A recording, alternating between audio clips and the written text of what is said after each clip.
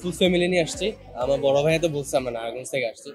তো ট্রেলার দেখেছি, ট্রেলারের রিভিউও দেখেছি এবং আউট অফ 10-এ পাওয়া যায়। ওনাদের ট্রেলার অনেক সুন্দর আর ওনার এক্সপেকটেশন অনেক ভালো।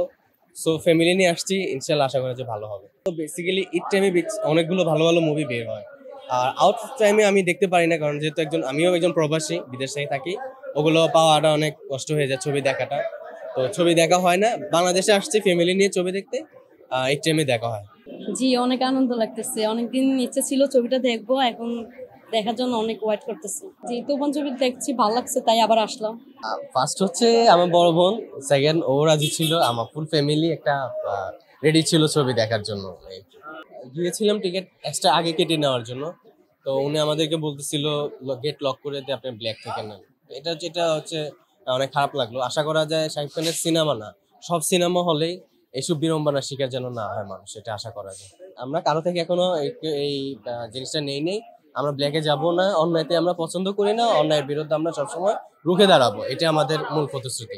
না ভাই, আমরা এখনো টিকিট পাইতেছি না। আমরা ঢাকার বাইরে থেকে এত দূর থেকে আসছিলাম পুরা ফ্যামিলি নিয়ে।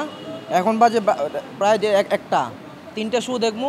এখন আমাদেরকে এখনো টিকিট পাইতেছি না, বলতেছে আমরা ব্ল্যাকে কাটতাম। এখন আমরা 2 ঘন্টা 3 ঘন্টা আগে আসে পুরো ফ্যামিলি নিয়ে আসে। যদি আমরা এই টিকিট কাটা লাগে ব্ল্যাকে, তাহলে আমরা কেন এভাবে 2 ঘন্টা 2.5 ঘন্টা আগে আসলাম?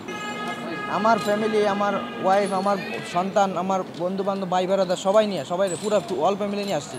না, আমার নামই সাকিব। সো আমি ফলো করি এমন কিছু না, বাট ওনার ডায়লগ এক্সপ্রেশন, ওনার চলা, ওনার হচ্ছে বলার যে ভঙ্গিমা, ওটা আমার খুব ভালো লাগে।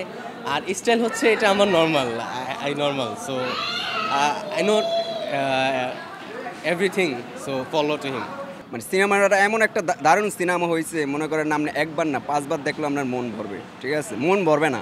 120টা সিনেমা হলে সিনেমাটা মুক্তি পেয়েছে বা সাফল্য পেয়েছে, সবার ইন্টারভিউগুলো ভালো আসতেছে। তো আমাদের কাছে অনেক ভালো লাগে যে ঈদের সময় আমরা সেন্সর বোর্ডের সামনে আন্দোলন করে আমরা সাকসেস হয়েছি। লাস্টে একটা ডায়লগ দেয় শাকিব খান, এই জেল্লো হেলিকপ্টার খবর দে, এই জিনিসটা অনেক ভালো লাগছে। ঠিক আছে, এই ডায়লগটা আমার পুরাই মস্ত। এই কারণেই আমি শাকিব খানের ভালোবাসি, কারণ ল্যাংড়া কাল থেকে আমি শাকিব খানের ছবি দেখে বড় হয়েছি। যখন আমি ফাপপেন হিন্দি না ঘুরি, তখন থেকে শাকিব খানের ফ্রেন্ড। আমার কাছে মনে হয় যে আমি কোনো বাংলা সিনেমা টিলার দেখি না, আমি সোজা সরাসরি মানে বলিউডের যে শাহরুখ খান, মানে যে স্টাইল, সালমান খান যে স্টাইল, মানে আমাদের শাকিব খান সবাইকে ফেল করে দিবে এরকম অবস্থা। কারণ আমি এখনো দেখি নাই, দেখলে আমার কাছে যে আশাবাদী, এই ছবি মানে সারা বাংলাদেশে, সারা বিশ্বের সব থেকে মানে বড় ছবি হতে যাচ্ছে।